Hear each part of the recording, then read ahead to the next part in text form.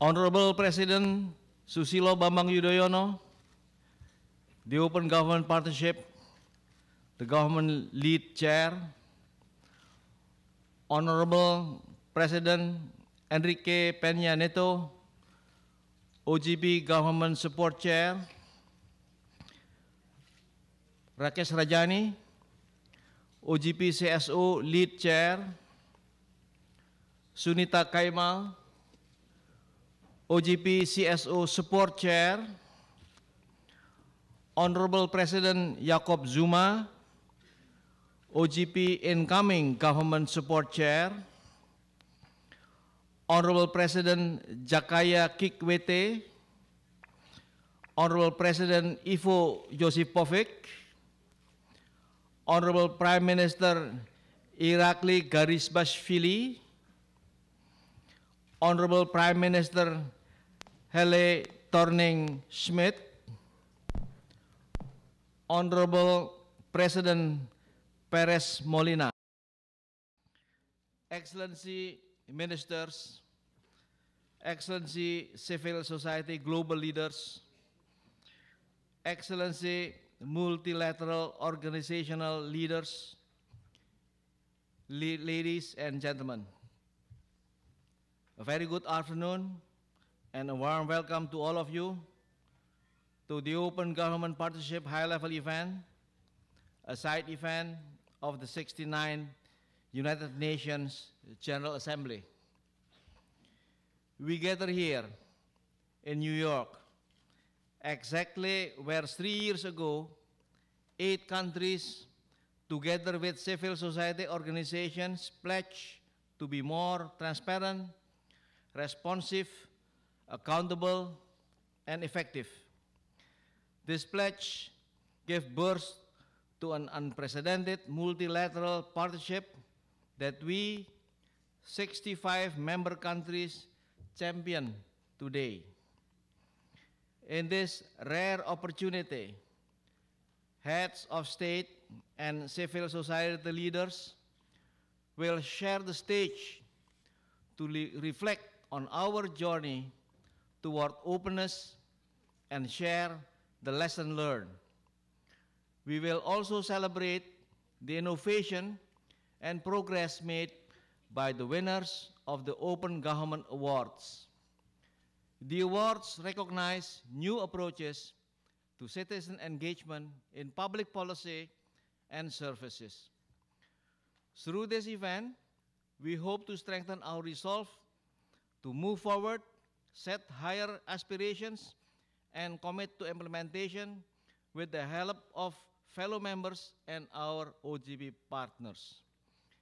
As a prelude, we are pleased to give you a glimpse of the progress of our movement across the globe through the following short video.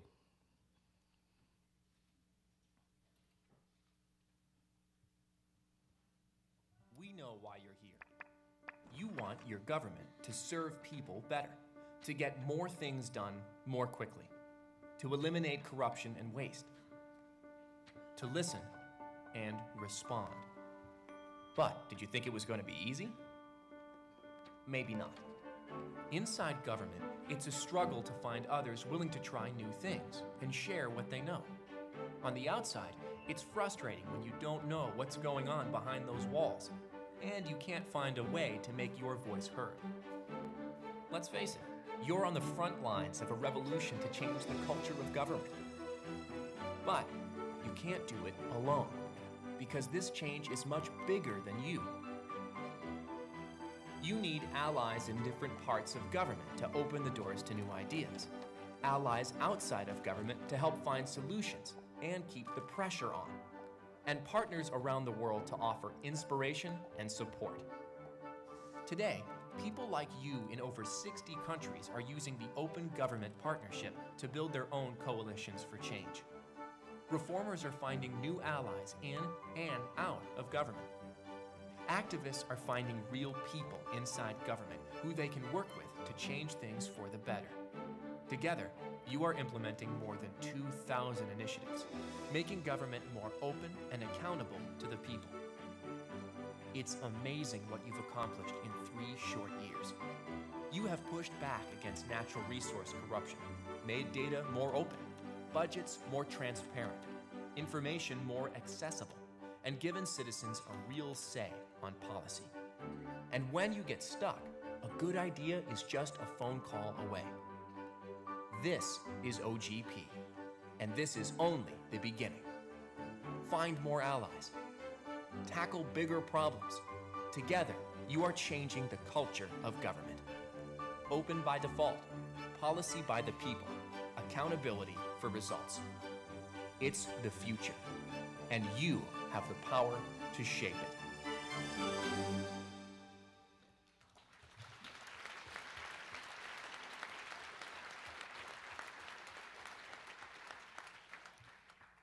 I hope the video has inspired all of us to maintain the strong momentum and continue to drive innovations toward openness.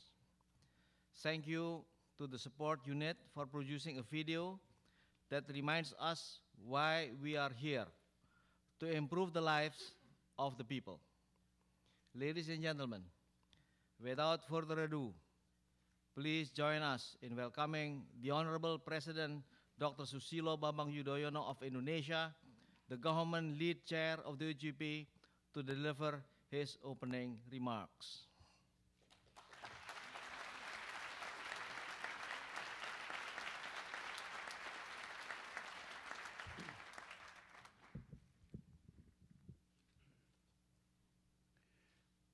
Bismillahirrahmanirrahim. Good afternoon, Excellencies, distinguished delegates, ladies and gentlemen. It is a great pleasure to be with you at this high-level event on the Open Government Partnership. I am glad to welcome outstanding leaders and their representatives here today. Welcome, champions of openness. In the span of only 3 years, OGP has become a global movement of 65 countries and 200 civil society organizations, with numerous supporters from the academia, private sectors, and the youth. The OGP's rapid growth has been an exciting process, and Indonesia is proud to have been the lead co-chair of the partnership this year. I commend President Enrique Peña Nieto of Mexico, who is here with us this afternoon, for his support and collaboration. Indonesia and Mexico worked closely together over the last year, along with our civil society co-chairs, Rakesh Rajani and Suneta Kaimal. I would like also to congratulate His Excellency Jacob Zuma, President of South Africa, on his appointment as incoming sport chair of the OGP. Let me also take this opportunity to welcome Tunisia, France, and Bosnia-Herzegovina into the roster of OGP participants.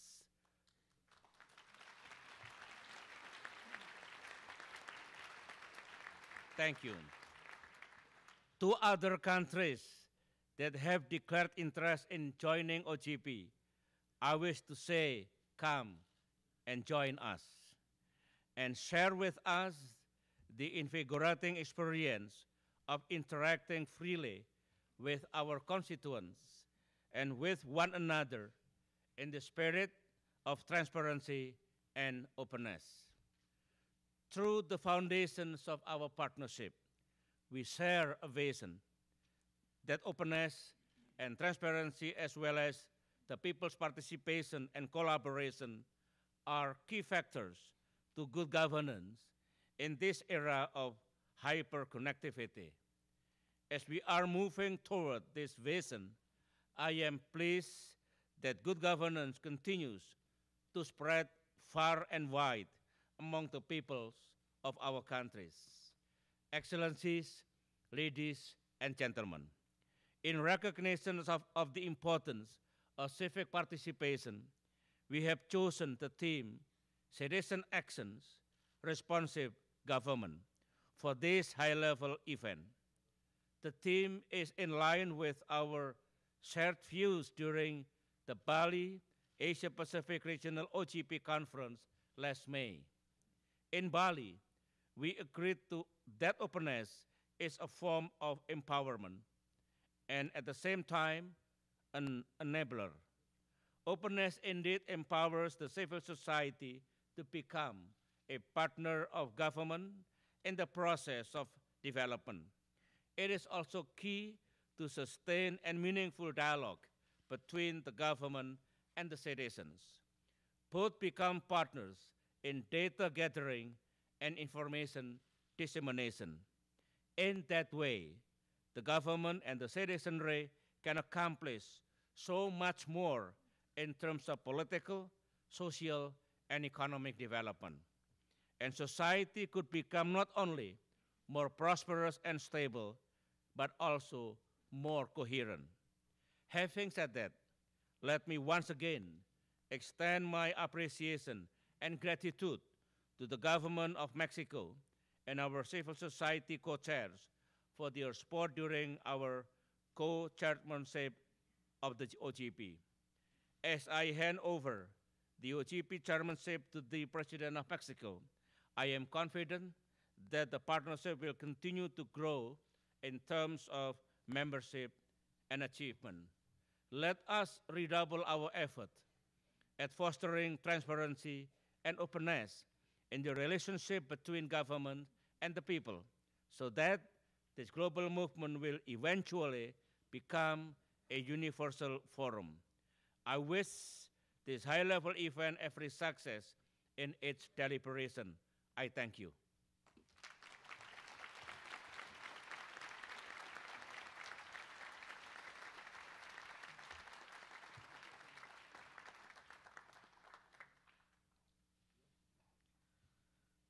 Thank you, Honorable President Susilo Bambang Yudhoyono, for your insightful remarks. Ladies and gentlemen, I would now like to call upon my friend, Mr. Rakesh Rajani, the CSO lead chair of OGP, to deliver his remarks.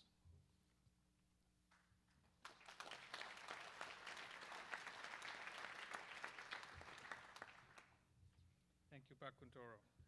Your Excellencies, civil society leaders, friends, colleagues, ladies and gentlemen. My father gave me only one piece of serious advice when I was growing up. He said, "Son, avoid three things and you'll be fine: fire, deep water, and the government." Over time, I've come to appreciate the wisdom of my father's warning. For too many people, government is something to be feared, precarious and predatory, that uses its power to harass, that cares little about your well-being. The most insidious effect of this experience for people is that it dulls people's aspirations of what government can be.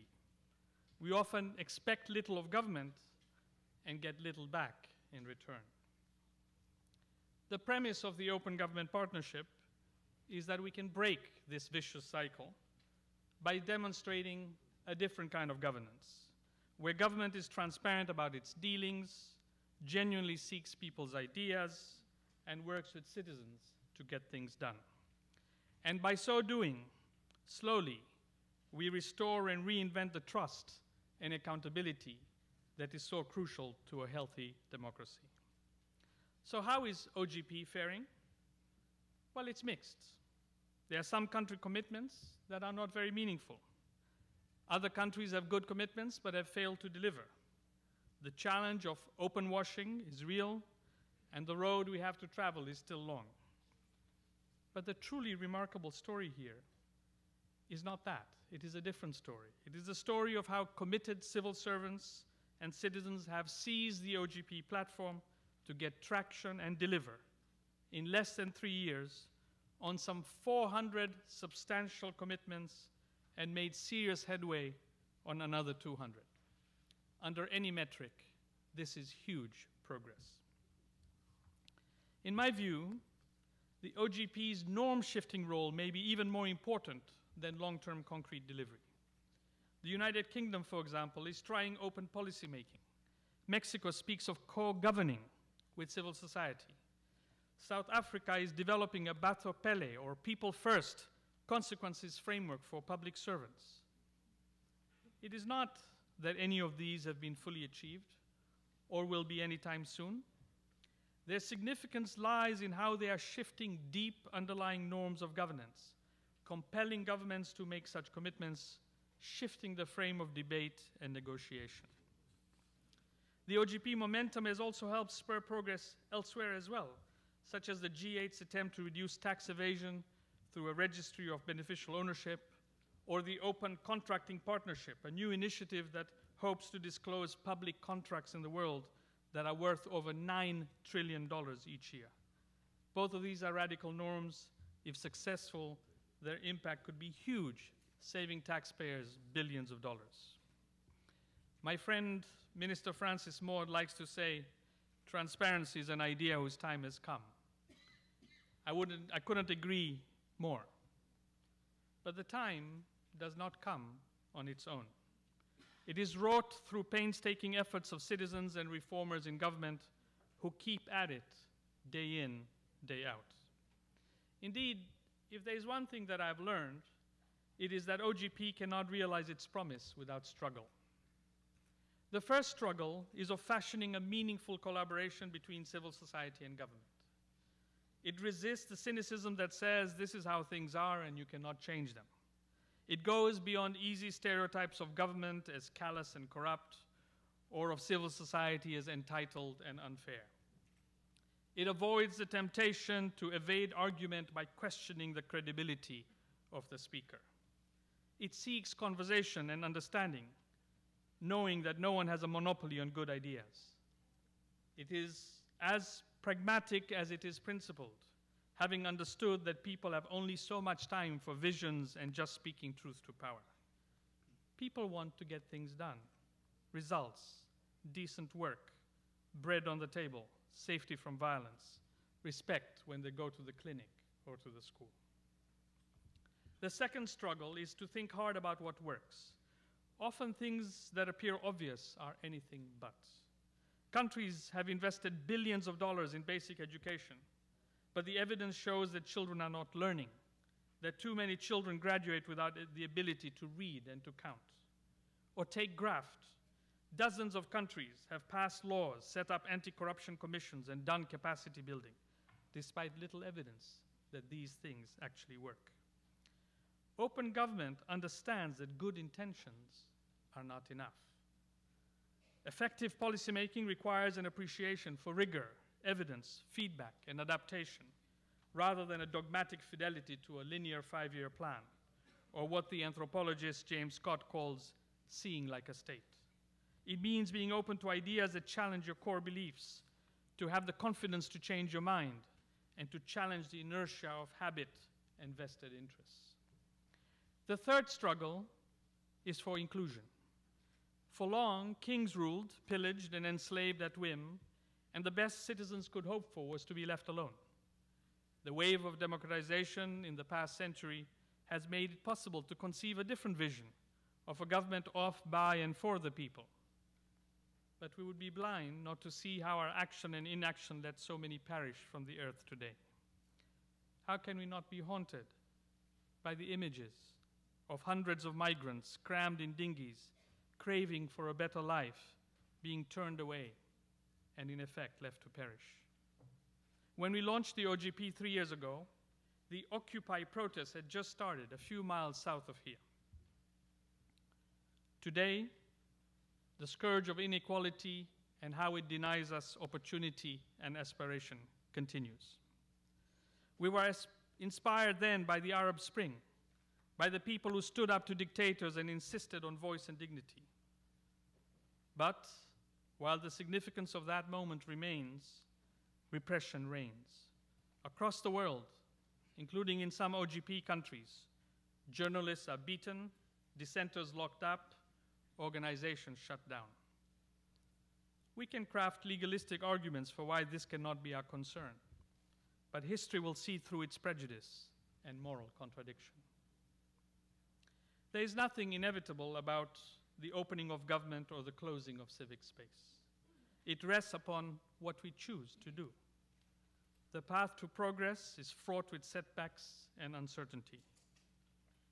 The OGP has its limits, but I know of no other platform that offers so much possibility for reimagining government. If we put our mind and our heart to it, it can become so much more. The progress we will make will keep up our spirits and allow us to reach into our better selves. But we do not keep going because of the certitude of success. We persevere because we choose to care, and we understand that real change takes time.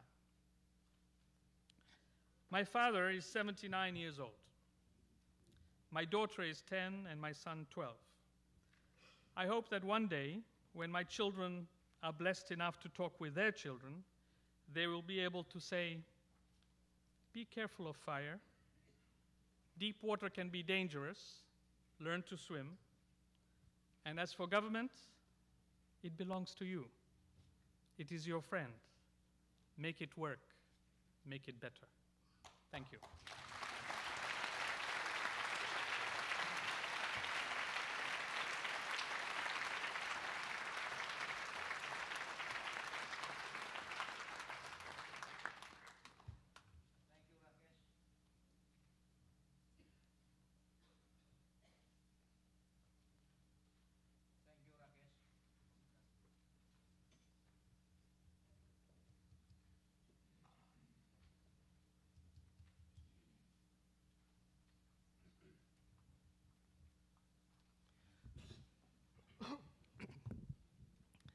Thank you, Rakesh, for very highlighting important lessons from the last 3 years.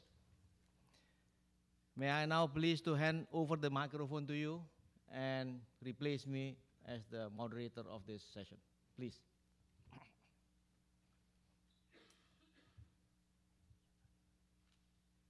Thank you, Pak Kuntor. So I will now return to our panel of leaders and have to ask you for some reflections. You can remain seated where you are.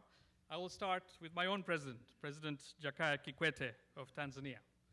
President Kikwete, we were together in London last October when you announced a commitment to establish a bold, progressive freedom of information law. But can you tell us, why does access to information matter for poor people? And what is the progress we are making in that bill becoming law in Tanzania? President Kikwete, you have the floor.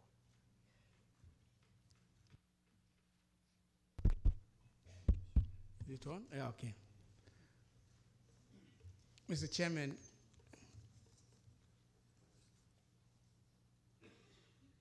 Vice Chairman, Chairman of the Civil Society segment, my countryman Rakesh Rajani, congratulations on a very brilliant speech. You are evergreen. Well, back to your question, of course, indeed at the OGP summit in London, well, I undertook, I made a commitment that we will put in place a progressive freedom of information law. The question is, why does access to information matter for poor people? Of course, getting information from government is the right of every citizen. People are supposed to know what their government is doing on their behalf. It was on the basis of this that we decided that we have to create conditions conducive for people to get information. People to know what their government is doing. Of course, even before we put in place the law, we've been trying to make some information, of course, available to people to know the budget how much has been budgeted. Of course, our budget discussion is open discussion. Parliamentarians have room to put ministers to tasks to explain why they need the money and how they spend that money. But also, of course, another measure of transparency with regards to budget and government expenditure is the Office of the Controller and Auditor General.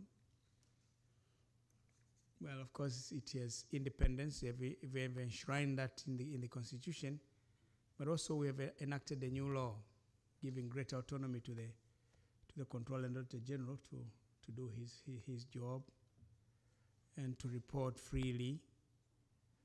And well, what he has said is final in that sense. But of course, the reports of the Auditor General in the past, they were not made public. I instructed that the reports be made public. Let that report be discussed in Parliament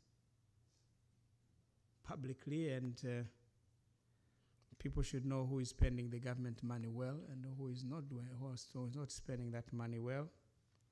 It's another measure of giving information, because there is a public debate, discussion on government money, and then there is audit on how that money has been spent, and all these are public documents, and the information is made public. But of course, we need to do more. That the citizens have got to be given information, more information about what the government is doing, and if a citizen asks to get that information, it should not appear as if he or she is trying to get something that he or she is not supposed to do. So that's actually the basis. And so far, where are we now? Well, of course, we are now in the process. The stakeholders part has been done, because in our process of making laws, after you have the draft and then you make it public, and then you have a stakeholders meeting. Stakeholders have had their discussions, and now what we are doing is prepare the bill to send it to Parliament. Next month we're going to have a parliamentary session. In that Parliament we table it, and in our legislative procedure you have what we call the first reading. The first reading is going to be in November, and then in February there is going to be the second reading. That's with the discussion, and that law will be passed. So come February session, we'll have information law. I think that needs a hand.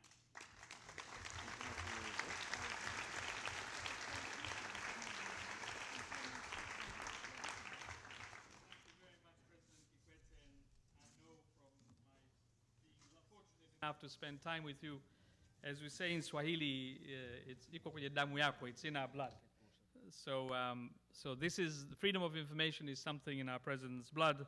I'm sure under his leadership we will have a terrific law. And what he said about the Controller and Auditor General is, under his leadership, it's been remarkable the level of discussion and transparency we have had around those things. So thank you again, President Kikwete. I now want to turn to President Josipovic of Croatia. Croatia will be joining the OGP Steering Committee, providing a leadership role, and we would therefore like to hear from you. My question for you, sir, is that Croatia is seen as an innovator in engaging civil society in public policy. So citizens are involved in public policy making. Why does that matter, and do you think you get better policy as a result? Sir.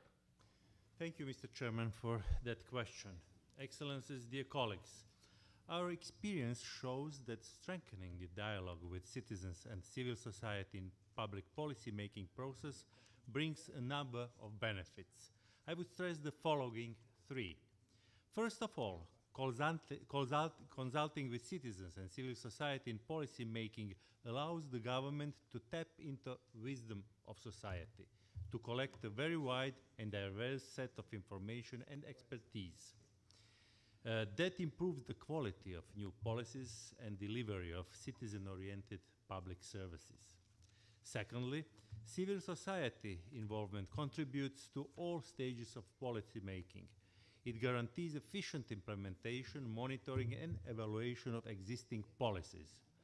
It also helps determining whether changes in policies are needed and detecting at an early stage possible problems in future implementation of laws and practices.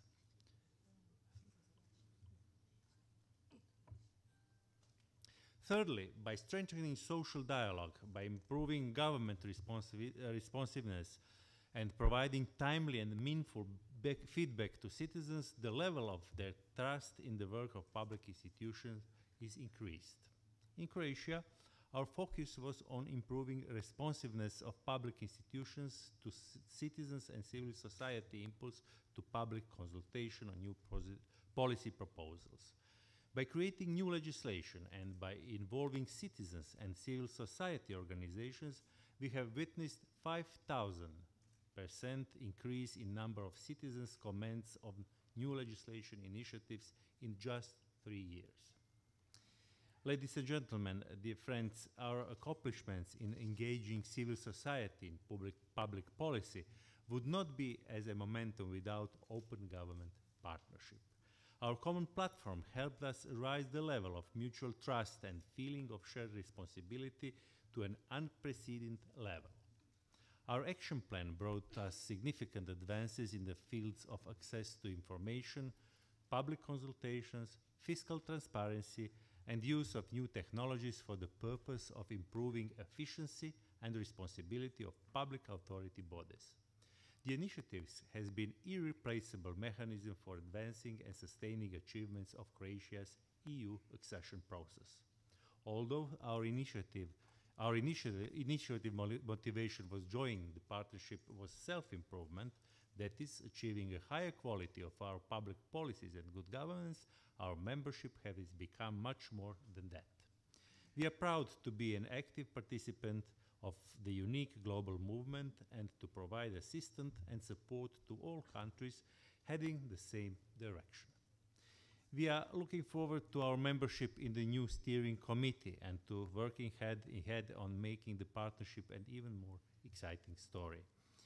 3 years ago, at Open Government Partnership first session, we were presented with the challenge to be part of a new and common endeavor to work with citizen and civil society organizations in translating ambitious goals into global universal standards of good governance. As President Obama said on the very day of Open Government Partnership was founded, the strongest foundation for human progress lies in open societies, open governments, and open economies. I believe that we have since proven that Open Government Partnership, with its distinctive spirit that combines accountability with public policy, innovation, and dialogue, is an invaluable part of this foundation. Thank you.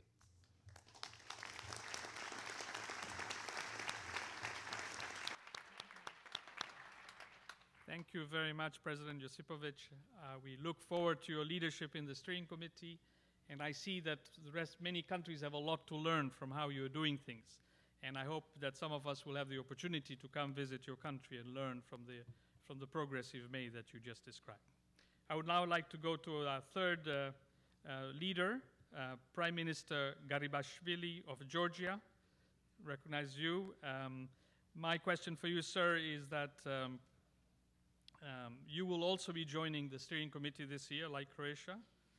What is the accomplishment that you are most proud of from Georgia's first OGP plan? Can you highlight one accomplishment? And can you tell us, has it helped lives of citizens? Has it improved the lives of citizens? Sir, your floor. Of course. Thank you very much. First of all, you had a great speech, and I thank you for this. And thank you for giving me this opportunity. Ladies and gentlemen, I'm really deeply honored and privileged to be here with you today at this important meeting. We are countries working together towards the common goal of opening our governments for the benefit of citizens. We are here at the OGP high-level event to mark the 3rd anniversary of the OGP and reaffirm our commitment to support more open and transparent government across the globe. My special thanks go to the government of Indonesia and the team who made this meeting possible. I would like to applaud the work of the OGP Support Unit and the OGP working groups to facilitate these important processes worldwide. As for my government, the government of Georgia is highly privileged to be elected as one of the steering committee members for the next 2 years. We will maintain the highest standards for the initiative and ensure its long-term sustainability. We see this as a vote of confidence in Georgia and in the efforts we have made to improve governance in our country. We are grateful for this trust and stand ready to contribute to the work of the steering committee where our Minister of Justice, Madam Tzurlikiani, will represent our country. The core principles of open government partnership, such as transparency, accountability, citizen participation, technology and innovation, these are key values for our government. And with the use of advanced technologies, innovative approaches to governance, we aim to build integrity, public trust, transparency, and effectiveness of government. Furthermore, we aim to become even more accessible and accountable to citizens while empowering them. Our country has some of the most innovative solutions to public procurement, public financial disclosure, and most importantly, public service delivery. Our initiatives have attracted huge international interest and have been praised by UN awards. Among our successful projects are the community centers. These are the creative solution for rural development to empower citizens at the regional level and deliver to them the government services based on the principle, everything in one space. So our community centers unify modern technologies, public and private services, transformed libraries and venues for civic engagement in one space. As a result, we can meet a number of development challenges existing at the local level. Unprecedented level of openness and civil society participation has been achieved by our new government as a part of the commitments for OGP. Nearly every legislative or policy initiative of the government undergoes broad and inclusive and meaningful public consultation process. The new government has pledged to increase accountability to citizens and regularly inform them about their work. To this end, monthly press conferences under the open government umbrella are held by my ministers to report about the achievements, about the challenges of their respective fields, and answer questions from media and people directly. So we make this process very open and transparent. And one of the most ambitious changes has taken place in the freedom of information area. We brought the standards of freedom of information to a much higher level through implementing new obligations for state agencies to proactively disclose public information. And this is an example of strong and efficient collaboration between the CSOs and government to achieve the desired results of transparency and accountability. We also take pride that our achievements in this regard were highlighted during the OGP London Summit last year. Georgia was among the 7 finalists, bright spots showing how open and accountable government is changing our citizens' lives. So my government has already approved our second national action plan for open government Georgia, developed through consultative process led by the Open Government Georgia's National Forum, which is regular coordination mechanism of open government Georgia on the national level, as foreseen by the Articles of Governance of the Open Government Partnership. The action plan ensures the transparency and accountability agenda of the government of Georgia and is a product of regular and intense cooperation of government and civil society in the framework of the Open Government Georgia's Forum and countrywide public consultations jointly by representatives of government and civil society.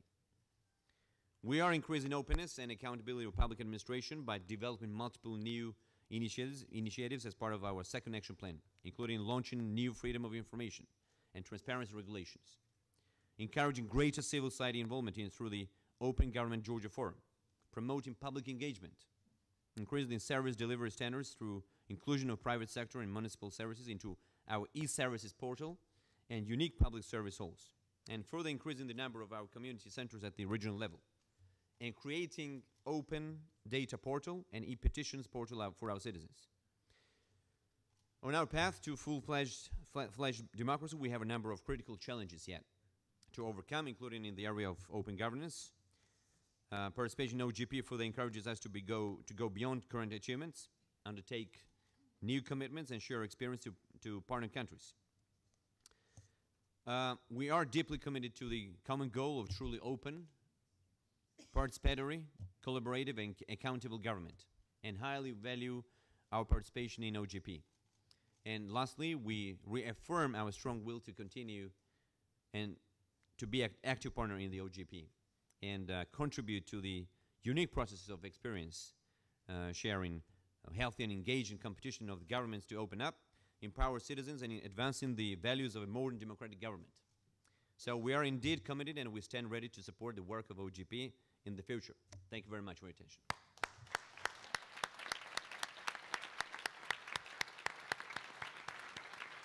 Thank you very much, Prime Minister Garishpashvili. When I was listening to you, it looks like you've been at this for 10 years, because it's a remarkable amount of work you're doing that we can learn from. So thank you very much for that inspiring work. And you can see just from the three leaders we have heard from right now, the wealth of experience that we can all gain from. It is now my great pleasure to invite the new incoming co-chair of the Open Government Partnership, President Zuma. The floor is yours.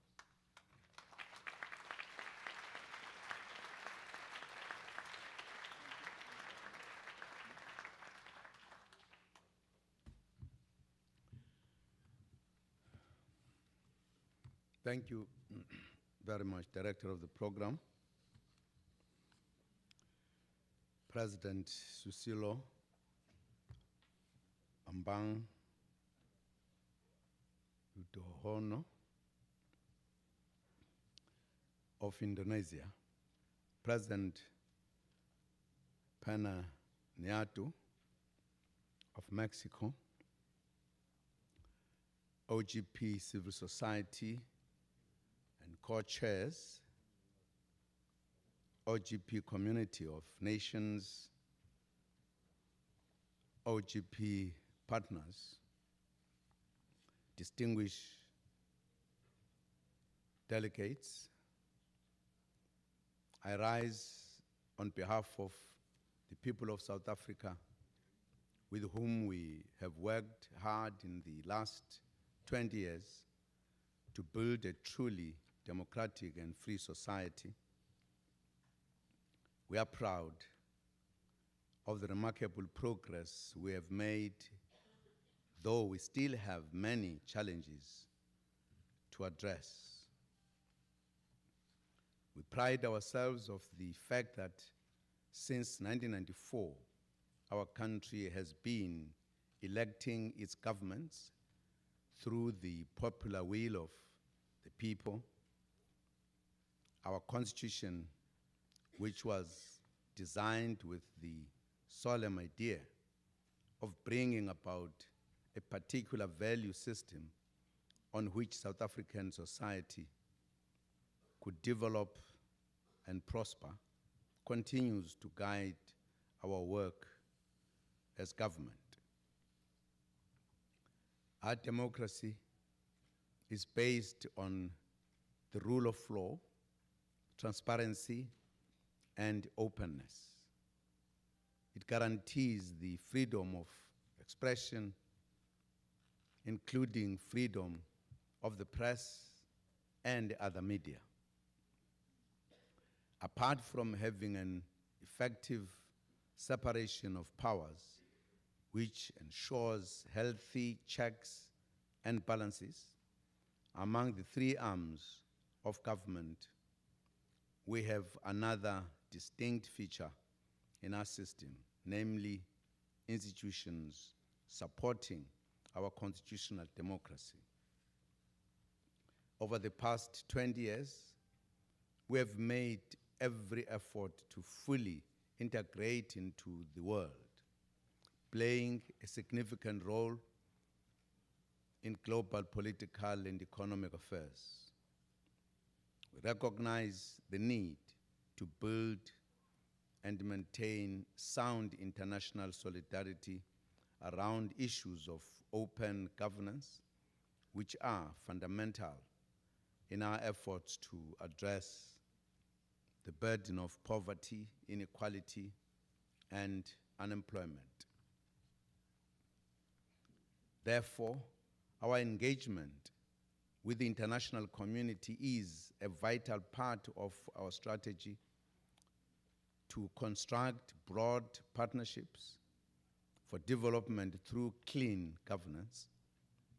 These partnerships, in our view, must move from the premise that all countries have a role to play in world affairs. Your Excellencies, as incoming OGP core chair, we are alive to the calls from people all over the world for more transparent, responsive, accountable, and effective government, and for greater civil society participation in public affairs. It is in this connection that the chairs of the OGP are required to safeguard the values and principles of the partnership, as well as to strengthen government-citizen relations. Our appreciation of the role that South Africa will endeavor to mobilize all countries participating in the partnership around a common vision of promoting open governance as an important lever of sustainable development.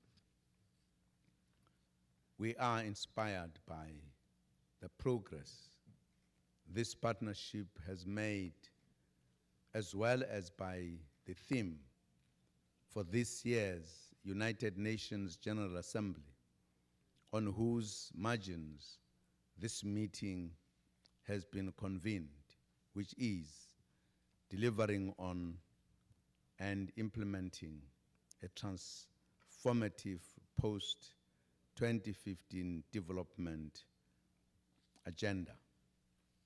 South Africa will advocate for governance with a human face. In other words, the pursuit of open governance to produce the results of ethics, equity, inclusion, human security, and sustainable development. Any pursuit of open governance must respond to the needs of the voiceless, the marginalized in society, especially women, the youth, and people with disabilities. At the same time, our endeavors must necessarily benefit from the ideas of these people as part of deepening public participation. South Africa believes that open governance is not necessarily an easy ideal to achieve in totality. It requires ongoing and sustained commitment. Your Excellencies, as one of the founding members of the OGP, we are happy that within just 3 years, membership of this partnership has grown from 8 to 64 countries. We are also appreciative of the growth of civil society organizations that are actively participating in OGP country processes.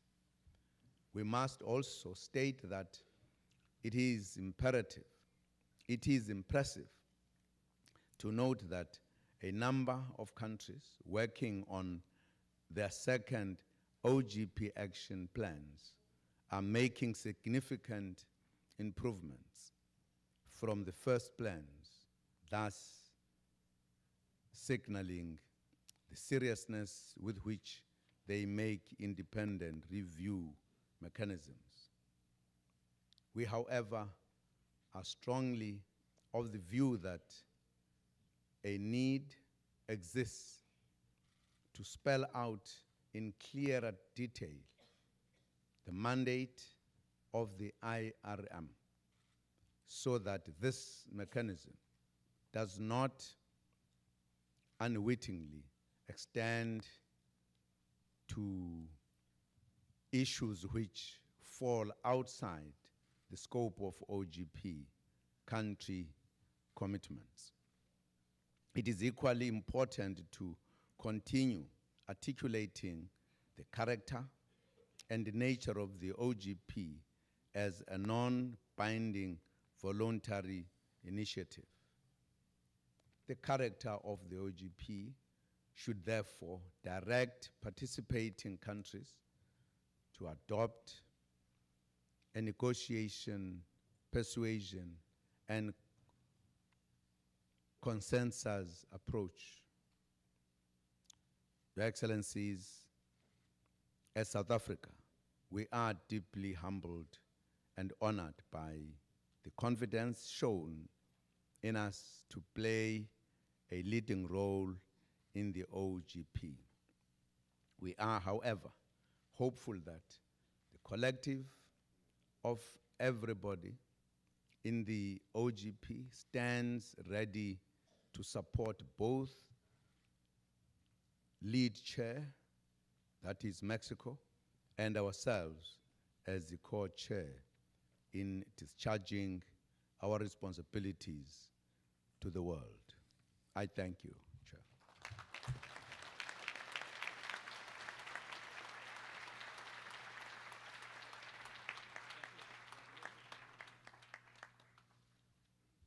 Thank you very much for those remarks, President Zuma, and for your leadership. We look forward to you joining the leadership team and helping strengthen OGP. It is now my immense pleasure to introduce Linda Fry, who is the Executive Director of the Support Unit, and really the dynamo who makes all this happen. Without her, we would not be here today. So a big hand for Linda Fry, please.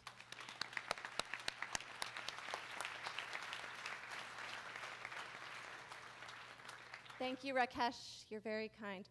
And it's such a pleasure to be here with all of you today. It is my great honor now to introduce and welcome two of OGP's multilateral partners to say a few words about how their institutions will support OGP and OGP participating countries in the coming year. They will each make brief statements from the floor, and I would like to invite Administrator Helen Clark of the UNDP to begin. UNDP sees the Open Government Partnership as a unique forum because governments and civil society interact in it as equal partners, and both take responsibility for delivering on those national action plans. Over the past 18 months or so, more than 5 million people have participated in the global My World survey on what their priorities are for post-2015. Nearly half of those people selected honest and responsive government as one of their highest priorities, feedback which was consistent across the world's regions. People want better governance. The 65 countries which have joined up to OGP all have governments and civil society which appreciate that accountable and responsive governance is better governance.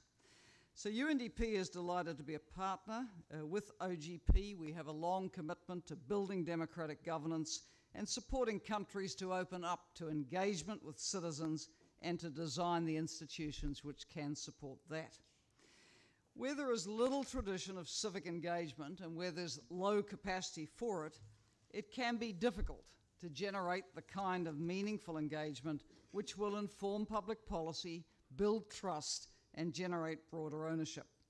So we see our job as helping governments and civil society to come together to tackle such challenges, including through the work we do with OGP. A couple of examples. In Armenia, we were able to facilitate a national dialogue between government and civil society, which resulted in the approval of the second generation OGP action plan. Similarly, in El Salvador, we've worked with civil society, particularly in marginalized regions, to strengthen their capacities to engage fully in setting priorities for their country's second generation OGP action plan. In our experience, the broad and the meaningful engagement of stakeholders not only is good for transparency and accountability in governance, it also helps to sustain development outcomes over the long term. As our world shifts, we hope to an ambitious post-2015 agenda which ensures that nobody is left behind. The work of OGP and its partners to advance democratic governance will become even more important. And at UNDP, we look forward to working through the partnership in support of that. Thank you.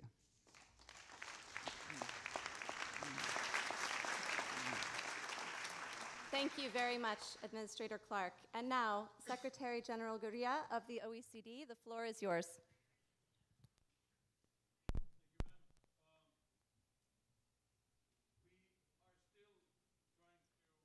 With the legacies of the crisis, slow growth, high unemployment, growing inequalities, and a very dramatic erosion of trust. Trust in our government's capacity to deliver shared prosperity and inclusive societies. So restoring trust through open government has never been more important. I'd like to commend Indonesia under the leadership of President Yudhoyono for focusing its OGP chairmanship on, and I quote, the role of civic participation in improving government responsiveness, effectiveness, and accountability. That is where the big challenge lies. Now, as Indonesia passes the baton of leadership to Mexico, we can reflect on 3 years of significant progress since the OGP's inception in 2011. We look forward to reaching the next level under the helm of President Peña Nieto, Mexico's reformer-in-chief. Now, the OECD has been working on open government issues for 15 years. Since 2001, we produced the guiding principles for open and inclusive policy making to give policymakers a roadmap. Through the OECD Open Government Reviews, we assist countries wishing to join the OGP and support the implementation of public sector reforms through tailored country action plans. We're working with Tunisia, Morocco, Jordan, Libya, Colombia, Costa Rica and Peru and Latin America, Myanmar, and of course working with the chair with Indonesia for some time now. We've been working on recommendations on digital government strategies, a critical issue in terms of the quality of open government today, how to use the open data. So we have an open data project. And we've also engaged in what we call integrity reviews or integrity scans. I'd like to salute Jorge Hagi of Brazil, who launched this for Brazil itself. We've been working with countries as different as Italy, as Tunisia, and Brazil itself, of course, with a great focus on prevention, mostly. And I'd like to congratulate those countries for looking at this very important element of recovering trust. Now, we're actually going to have a meeting next Tuesday on the 30th of September on the International Forum on Open Government to continue the work that you will give us here, the guidance that you will give us here.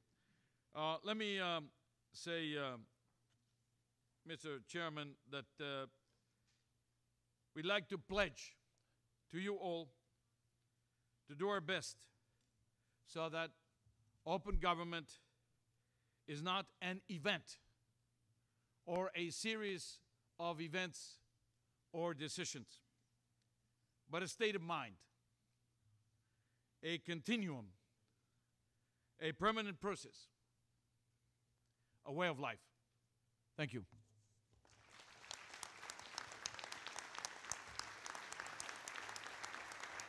Thank you.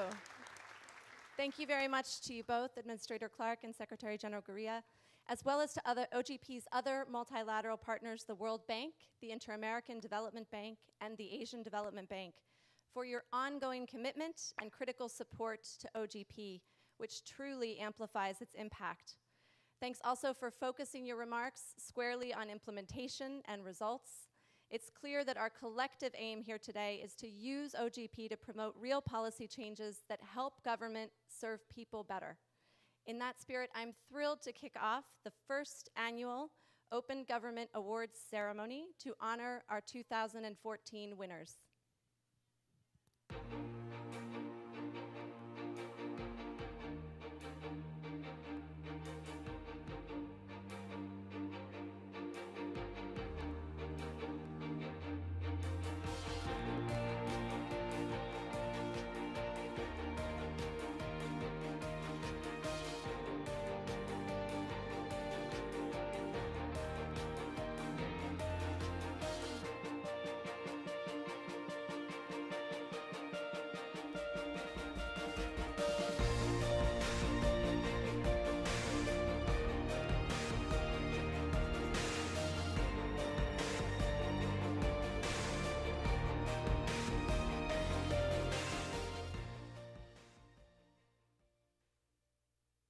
And now I'm pleased to introduce the incoming Civil Society Co-Chair, Alejandro Gonzalez, who will present the 2014 Open Government Awards. Alejandro.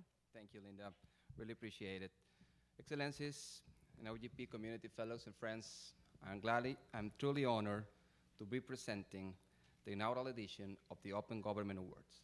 Yeah, in OGP, we not only commit, but we can also know how to celebrate and recognize when things are going well. That is quite relevant.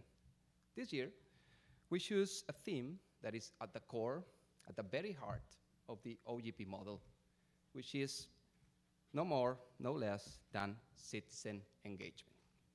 We challenge governments to showcase not just how they are opening up to the citizen input and to the citizen oversight, but how they are working together with civil society as a true partners in order to institutionalize and to sustain transformative change.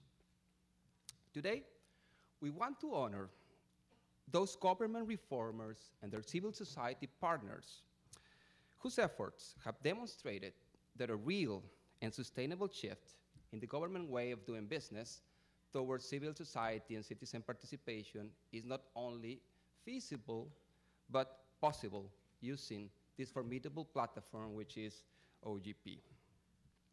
I will now reveal the teams ranked from number 10 to number 4. And as I go, I please request the team to stand up and to identify themselves to this distinguished audience, please. In the 10th place, we have France, for a government portal which allows the public vote for a government portal which allows the public to vote on, improve, and submit visualizations on government data. In the 9th place, we have the United States, where federal agencies, yeah, of course, where federal agencies host competitions to find citizen solutions to urgent policy problems. In the 8th place, we have Peru,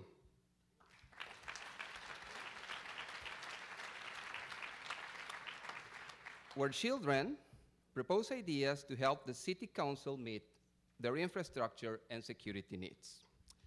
And in the 7th place, we have Mexico.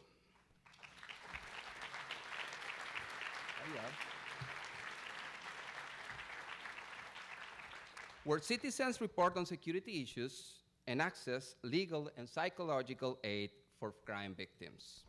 In the 6th place, we have the still United Kingdom, yeah, including Scotland, fortunately, Ms. Mott, where citizens are truly involved in policymaking on complex science and technological projects. In the 5th place, we have the Netherlands. There you are, guys. Thank you. where citizens actually influence how government values property to promote transparent tax assessment. In the fourth place, we have Italy. Please stand up. There you go. Thank you. Where citizens track public spending and monitor its impact on their own communities. Please join me in a big final round of applause to these truly and formidable reformers. Now, I will reveal the top 3 winners of the Open Government Awards. As I announce the teams, I please request the government and their civil society representative of the awarding initiatives to please come up to the stage and receive the award, okay? Let's go. Third place goes to the Philippines.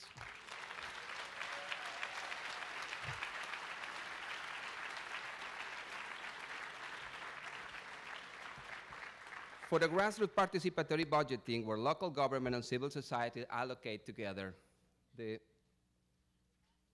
yeah. I'm gonna ask, actually, please, to the Secretary of Social Welfare and Development, Ms. Corazon Juliano Soliman, a good friend, to say, please, a few words. And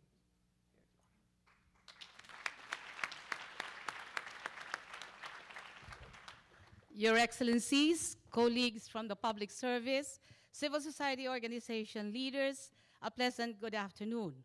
For 2014, $450.9 million, and in 2015, $470.1 million in projects were discussed, debated, and agreed by citizens, elected duty bearers of the government, local level, and national government implementers, built consensus on a local poverty reduction action plan, and on that basis, proposed the allocation of funds from the national budget.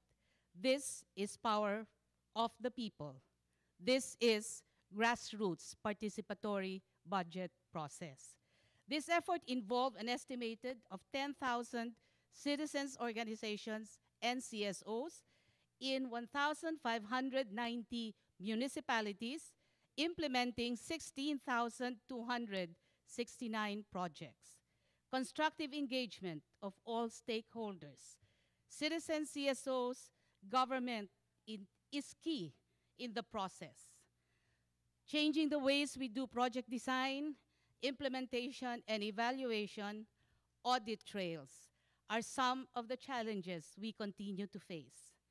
Thank you for the recognition, and I'm accepting this award in behalf of all the citizens, civil society organization partners in the Philippines who invested time, talent, and treasure in this effort. Thank you.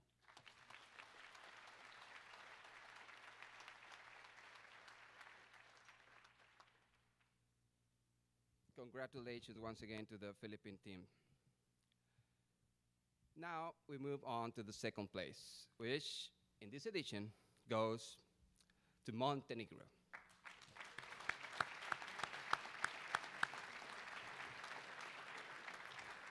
For a public engagement campaign called Be Responsible, where citizens report on regulated economic activity and help create a fairer business environment. I now invite His Excellency Filip Vujanovic, President of Montenegro, to please present the word to its own team and make some remarks.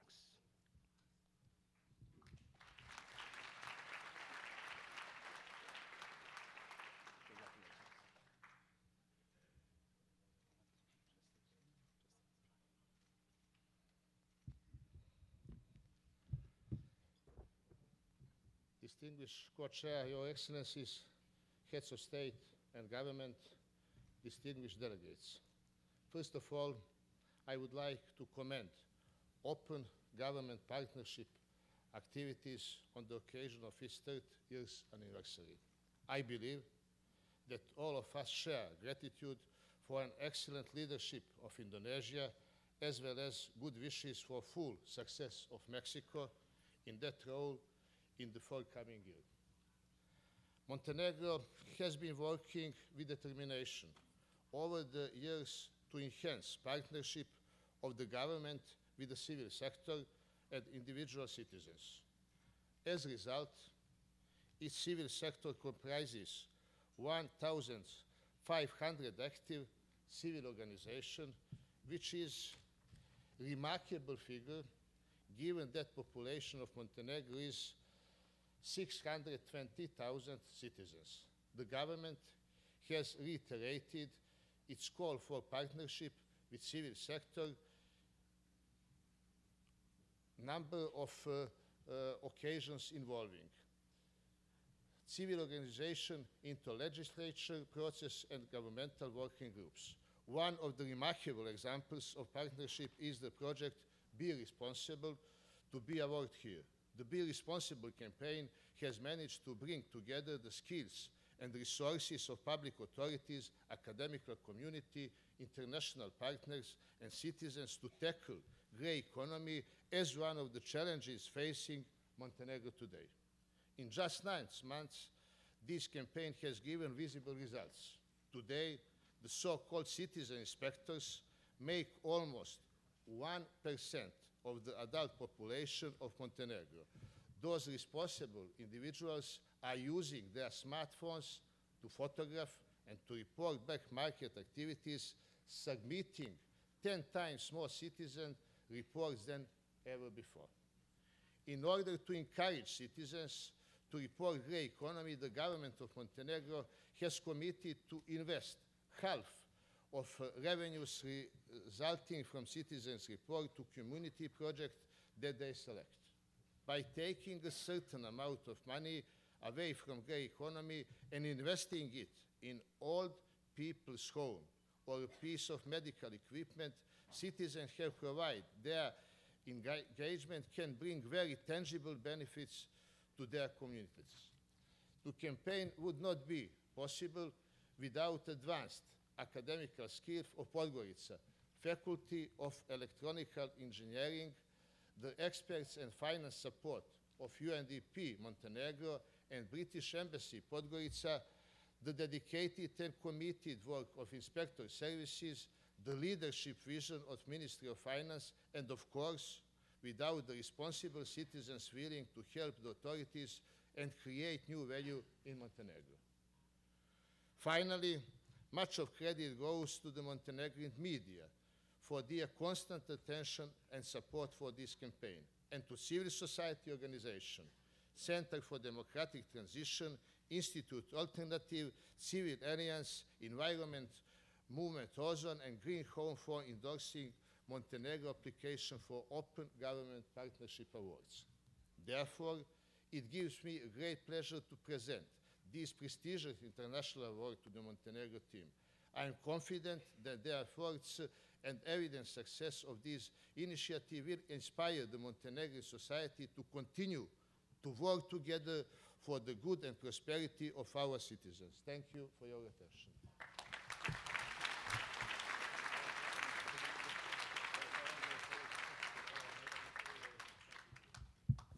Thank you, Mr. President, and once again, congratulations to the Montenegrin team. Now, the moment that we were all expecting, the announcement, the revealing of the first place of the inaugural edition of the Open Government Awards, which in this time goes to Denmark.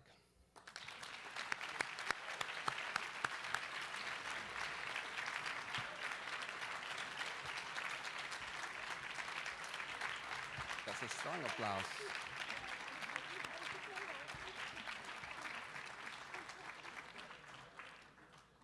I'm going to ask Her Excellency, the Prime Minister, Thorning-Schmidt, to please give us a few words.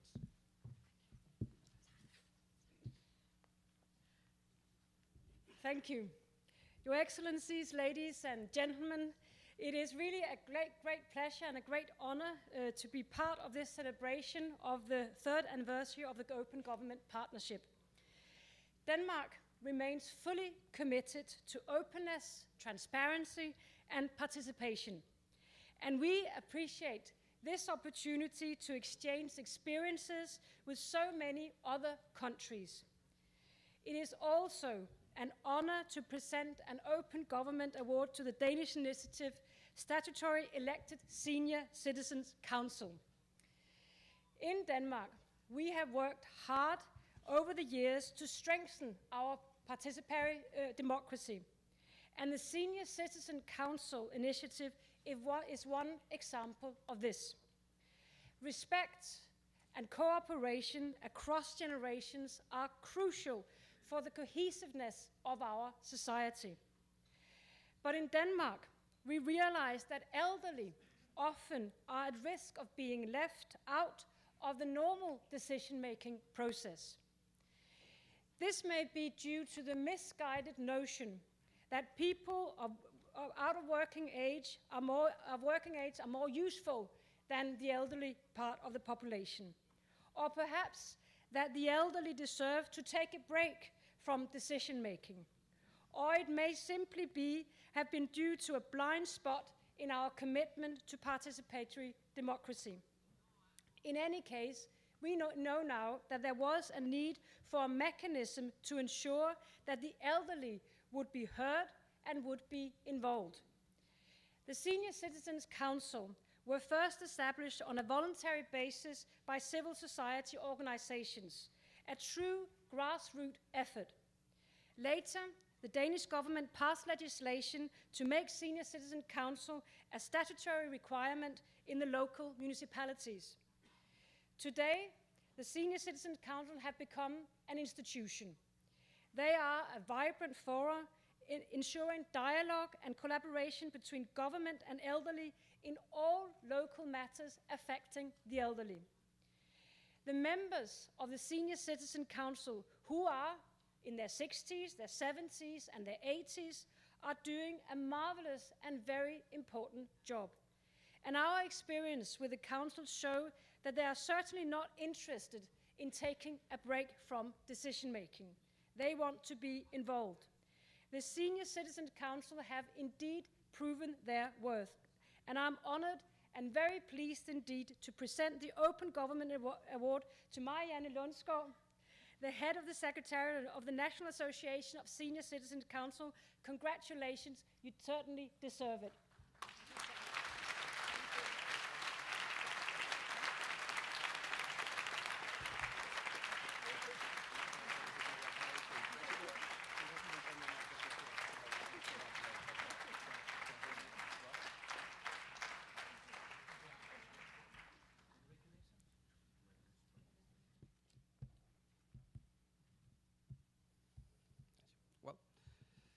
Congratulations once again to all the winners.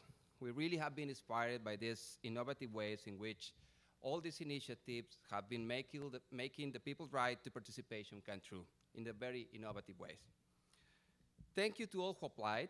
Our judges were really extremely impressed by the applicant pool, making it very difficult to honor the top 10 initiatives. The good news is everyone now can learn more about these 33 entries by visiting opengovawards.org. And the competition will kick off again next year, beginning the next year. To start thinking, please start thinking what initiatives are you going to nominate for the next year. Thank you very much.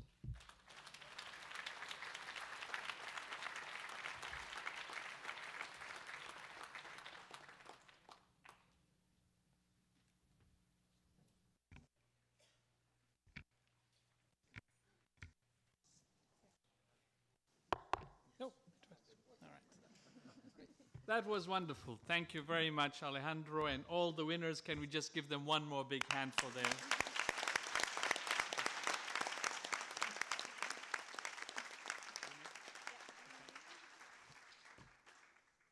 We are going to make a small adjustment in the program. It is now my immense pleasure to invite my friend and colleague, who has been a tremendous leader in civil society, Sunita Kaimal of the Natural Resource Governance Institute and the co-chair of civil society. Sunita, the floor is yours. Thank you.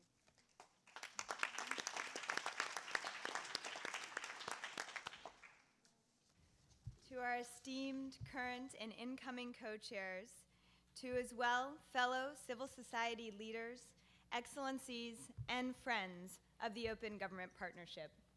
Today, we celebrate. In just 3 years, 65 countries have signaled their commitment to transparency, to citizen engagement, and to responsive government. I can think of no other global initiative that has achieved such tremendous potential for openness in such a short time. What is unique to OGP is that it brings together citizen engagement and action. Action on the part of governments is not enough. Action on the part of civil society is not enough. But engagement between governments and civil society that informs action is what leads to impact. The stories that we have just heard speak to this power of OGP. They are stories about civil society not only playing a role to hold governments to account, but also as designers of policy, as contributors of technical expertise, and as amplifiers of citizen voice.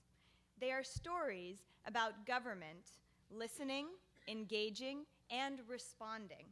And across government and civil society, they are stories about learning from one another, innovating, and taking risks. But there is another story that needs telling. In the past 2 years, over 50 countries have introduced 69 new restrictive measures that curtail the ability of civil society organizations to operate freely. In these countries, the potential for openness is countered by pressures of powerful institutional and political forces that seek to keep society closed. This is a worrying trend worldwide, and it jeopardizes the very premise of our multi-stakeholder partnership. In too many countries, this is the story of OGP. Open space, open organizing, and open expression are being actively undercut. The potential of OGP to empower reformers and transform the lives of citizens cannot be realized when meaningful engagement between government and civil society is obstructed. But the end of our story is not yet written. OGP can leverage its strengths, the breadth of its partnership across a diversity of countries, the depth of its high-level support, as evidenced by those in this room. Together, we can shape it, promote it, protect its principles, and propel its promise. I challenge civil society. Opt in. Seize the space that does exist. Use OGP as a platform to make concrete gains on the issues that matter most to citizens. Be more creative and more strategic. Work across sectors and silos to coordinate and caucus to advance openness.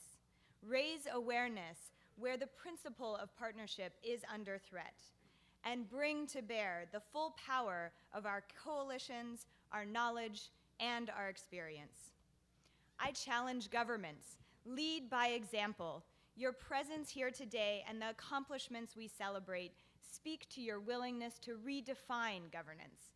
Engage your peers within and outside of your own government to bolster reform efforts. Reach out to civil society as a resource to achieve common aims. Leverage the full power of your networks at all levels of government to charm, to challenge, and to cajole fellow governments to be true to the spirit of OGP. I challenge us all. Harness OGP's potential. We can encourage more OGP governments to establish a forum for ongoing dialogue with civil society partners. We can be ambitious in our commitments and ensure OGP remains a platform to race to the top, not to gradually slide to the bottom. We can be the wind behind the sails of reformers who aspire to openness. We can put in place thoughtful, consistent, and compelling mechanisms to identify and counter practices that countervene our principles. In a year, I hope to tell a different story, a story about how we reversed a dangerous trend against openness, a story about how we demonstrated the power of action and engagement to change the lives of the nearly 2 billion people who live in OGP countries, a story about how we achieved the full promise of the Open Government Partnership. Let us write this story together. Thank you.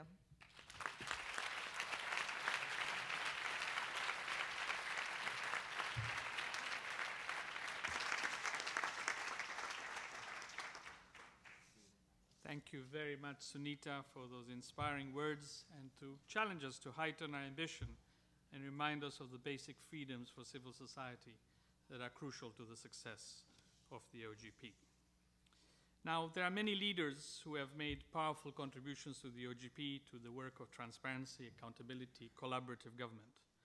But clearly one of the most important, from convening the initial meetings about 4 years ago that gave birth to the OGP, and his consistent commitment throughout the years, is the President of the United States. It is my distinct pleasure to welcome you, President Obama. The floor is yours. Thank you. Thank you. Well, thank you very much, and thank you, Rakesh, for your introduction. It is wonderful to see all of you here today. I still remember your eloquent words when we launched this effort 3 years ago, and I'm very grateful for the role you've played and NGOs have played, and all the leadership that's represented here has played in making this a reality, which is making a real difference in the lives of so many countries that are participating. I want to thank my good friend, President Yudhoyono, for your leadership and the example that Indonesia has tried to set as a country that has transitioned from a difficult past to a full-blown democracy. And I also want to thank Minister Kuntoro for hosting us here today. Both of them have shown extraordinary leadership in this partnership over the past several years. President Yudhoyono this will be the last time, I think, that we see each other in his official capacity, but not in terms of our friendship. And I think that it's fitting that he's participating here today and leading it because it reflects the legacy of his work. And I also want to acknowledge my dear friend, President Peña Nieto of Mexico, as well as President Zuma of South Africa, who have agreed to lead the partnership in the coming year. I'm thrilled to see so many leaders from civil society, men and women who stand up for equality and opportunity and justice and freedom every single day, and it's not always easy to do.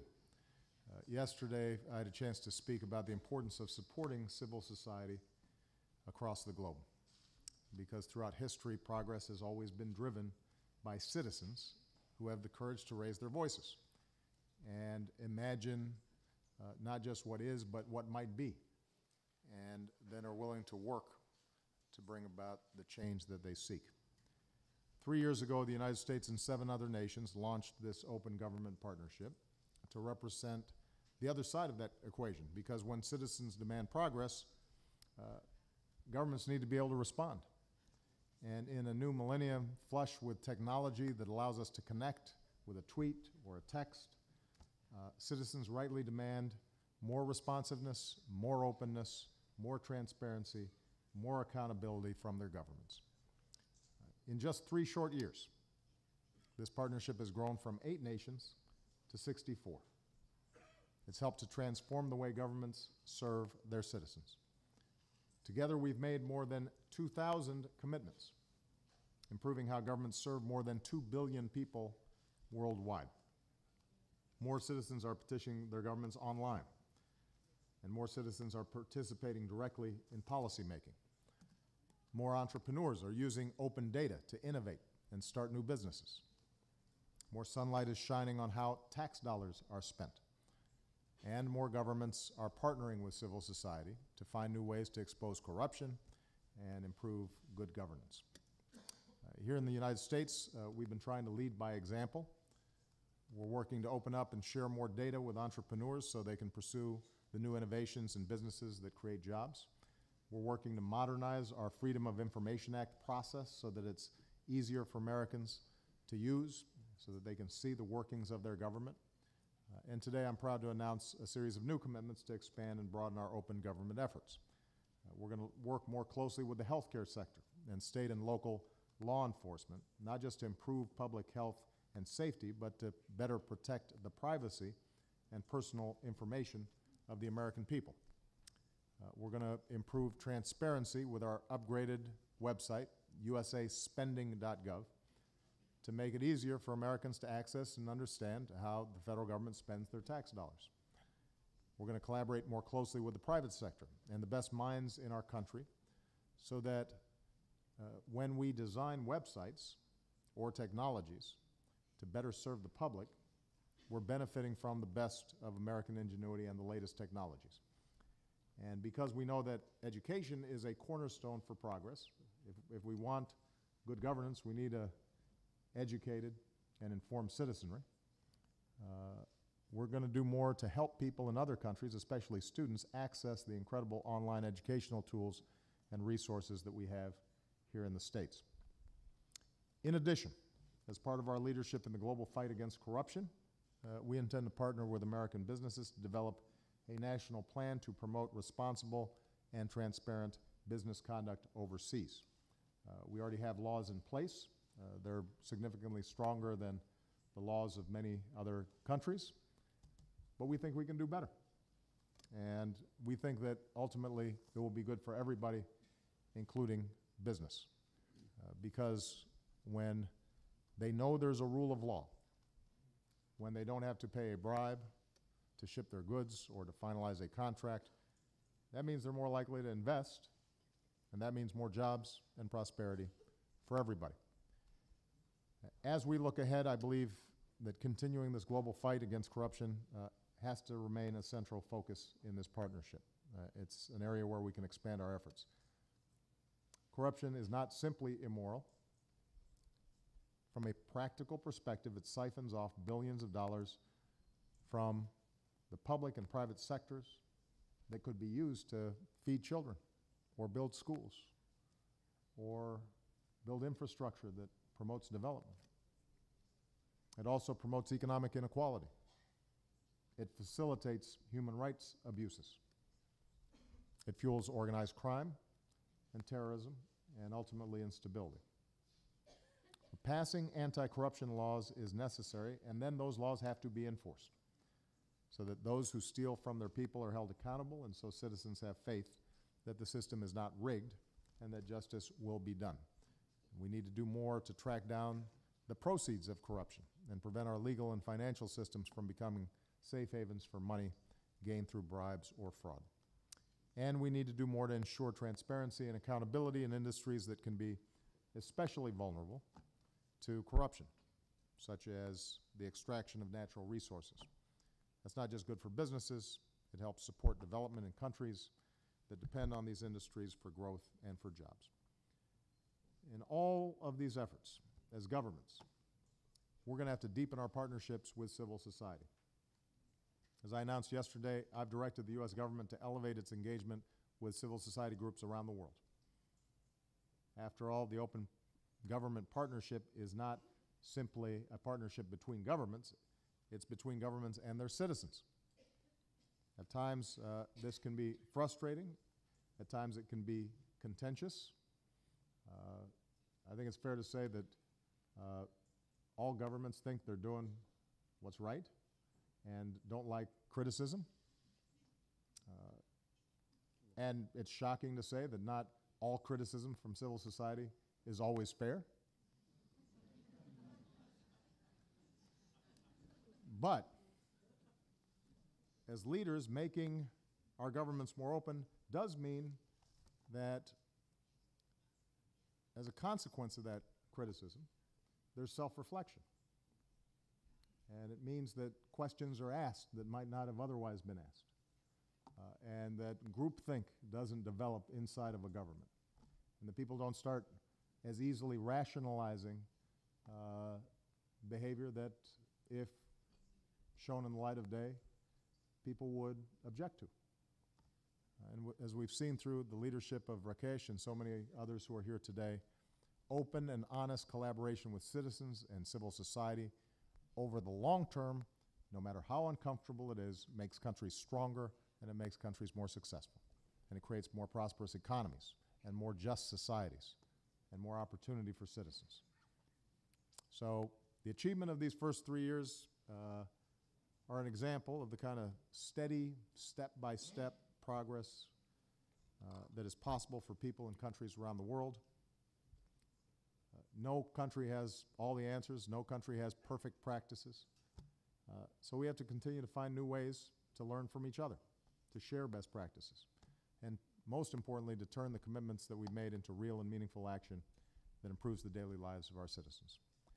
I'm confident that if we do that, we can ensure that we're living up to the basic truth that governments exist to serve the people and not the other way around.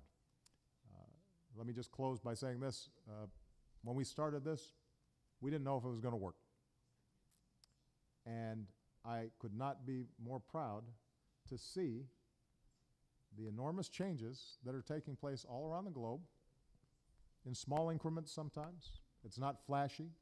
It doesn't generate a lot of headlines. But the work you're doing here is a steady wave of better government and a steady wave of stronger civil societies. And over time, that means that not only will individual countries be stronger, and not only will the citizens in those countries have greater opportunity and are less prone to experience injustice, but that translates into a world that is more just and more fair. And that's the kind of world that I want to leave my children. So congratulations on the good work, but don't let up, as I'm sure you won't, because I know some of you. Thank you very much.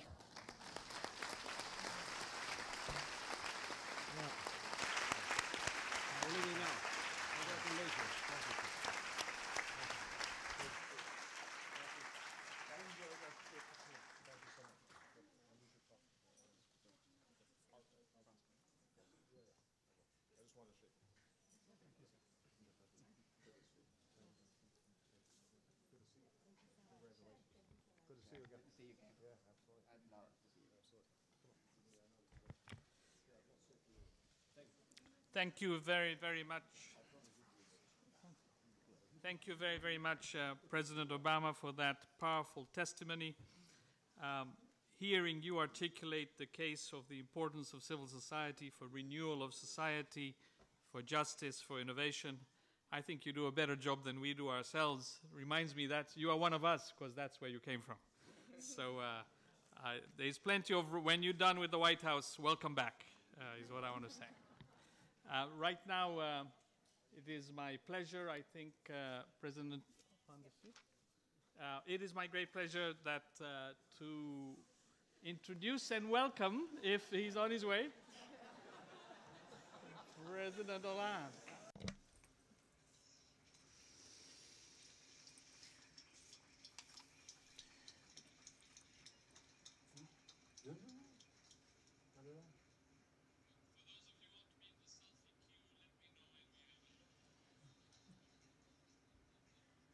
Thank you. Did you hear? It is my great pleasure now to invite the newly incoming member of the Steering Committee, which is France, President Hollande.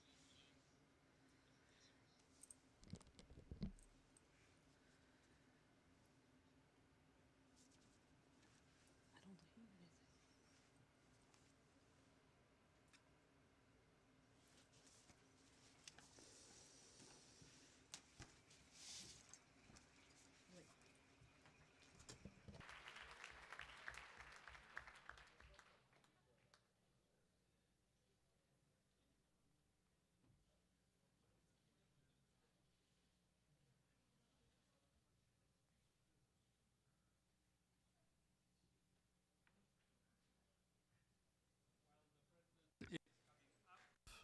anything. Those of you who may need translation, we have translation.